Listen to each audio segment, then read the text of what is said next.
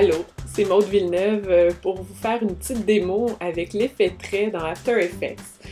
Donc, si on regarde exactement qu'est-ce qu'on va faire, là, on ramène ça ici, barre d'espacement, donc allô, dévoilement un peu façon écriture en lettres attachées, manuelle, calligraphique.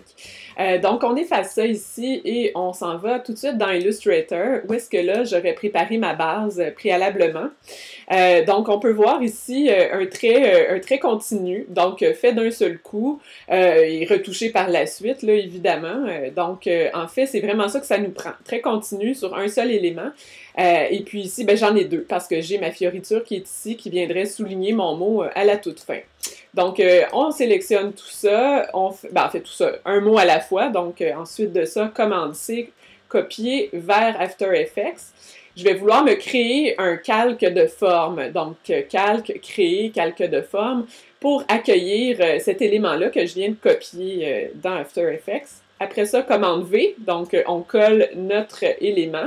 Et comme on peut voir, le masque, en fait, qui s'est créé, n'est pas d'une couleur très visible. Ça arrive souvent, un peu bizarrement, là. Donc, on peut changer ça tout de suite, la couleur. On double-clique sur la pastille. Moi, je vais le mettre quand même un bleu foncé là, pour qu'on puisse voir quelque chose. Donc, quand on reclique après ça, on va le voir.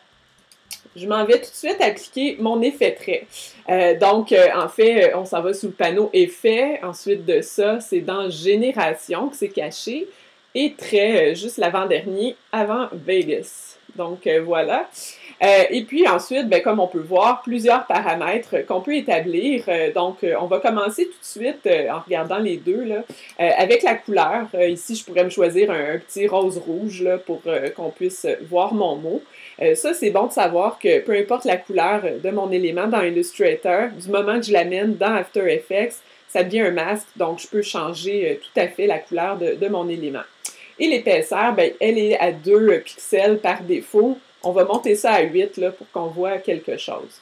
Dernier petit truc plutôt, dureté. Moi, je préfère mettre ça à 100% pour que ça me donne vraiment un trait plus net. Vraiment, ça correspond à la dureté qu'on aurait dans Photoshop pour une brush, là, un pinceau. Plus on est près du 0, plus c'est flou. Plus on est près du 100, ben, plus ça va être net. Puis moi, je préfère personnellement. Donc, il nous reste juste à animer tout ça. Donc, on sélectionne le calque et là, on va repérer notre petit cadran de fin pour notre élément. Pourquoi fin? Ben parce que c'est le résultat final qu'on vise. Hein? Donc, en fait, logiquement, au début, on ne veut rien voir. On va se mettre à 0% de dévoilement. On se déplace dans le temps avec notre tête de lecture. On se met à 1 seconde à peu près. On ne veut pas que ce soit trop lent non plus.